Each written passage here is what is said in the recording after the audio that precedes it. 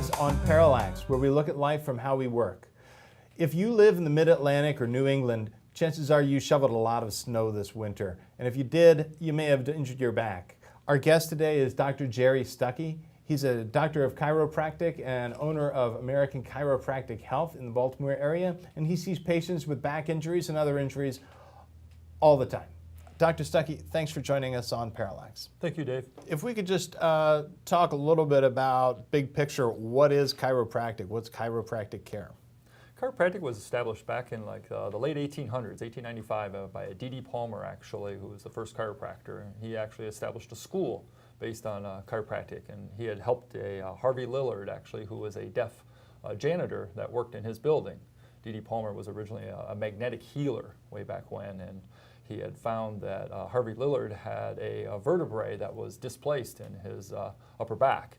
And Dr. Palmer surmised that if he was to straighten the vertebrae out in Harvey Lillard's back, that this would restore his health. And so he proceeded to what he called rack the vertebrae back into place. And lo and behold, Harvey Lillard's hearing was restored. Now, you've been in business since 2002, but you've been a chiropractor for how long?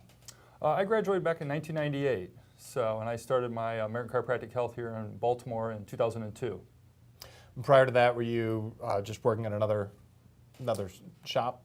I spent a couple years as an undergraduate or understudy as an associate doctor, down in the Virginia area. And then prior to that, I went to chiropractic school. Was the training, how long was the program? To become a chiropractor, you need your bachelor's of science degree, basically, and then, or any bachelor's degree, depending on the state. Also, to become a chiropractor, you go through chiropractic school, which is a 4-year degree. So that's a lot of school. It is a lot of school. And you learn everything from anatomy to physiology. Yeah, we spend 4 years. I've got more training and more things than most medical doctors, except for surgery and drugs. When did you first think, I really want to become a chiropractor? I'm not sure, but I realized back in the mid-90s I hurt myself, actually, and I had never been to a chiropractor before that. And a friend of mine introduced me to a chiropractor because I had some back pain, and they helped me out. And I was like, wow, this is great.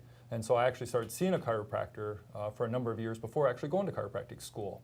And I decided that I wanted to make a shift in my career of what I was doing to something different, change my family life, and chiropractic was a great vehicle for me to be able to learn a skill to take anywhere in the world with just my hands and help people. Prior to becoming a chiropractor, you worked in, you weren't working with your hands, or maybe you were working with your hands, but in a different capacity. Talk a little bit about life prior to Life University. Prior to going to chiropractic school, I was actually working with Anthony Robbins. I was traveling around with Tony Robbins doing a lot of his audiovisual work and doing a lot of seminars on personal development and health and wellness. And that's what really got me into the whole personal development, health and wellness field, was spending time with Tony Robbins and learning from these other keynote speakers like Deepak Chopra and Wayne Dyer and these type people that were a real influence on me when I was much younger. And that actually led me down the road into more of the health and personal development. And I still use a lot of those tools today with my patients and trying to help them live a better quality life.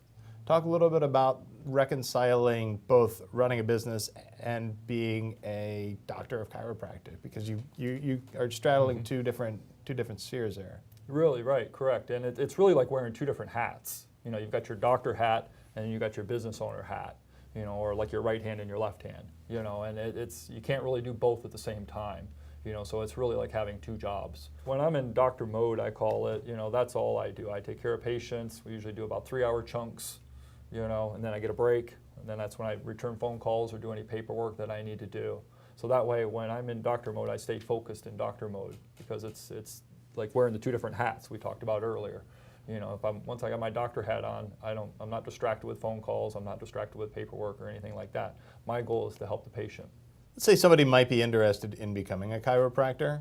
Where would they first turn? I've had a number of students come and approach me that they were interested in being a chiropractor, and what I recommend to them usually is to follow me around for a day or a half a day or something like that to get an idea what happens in the daily life of a chiropractor. So that way they can get an idea what it's going to be like after they get out of school.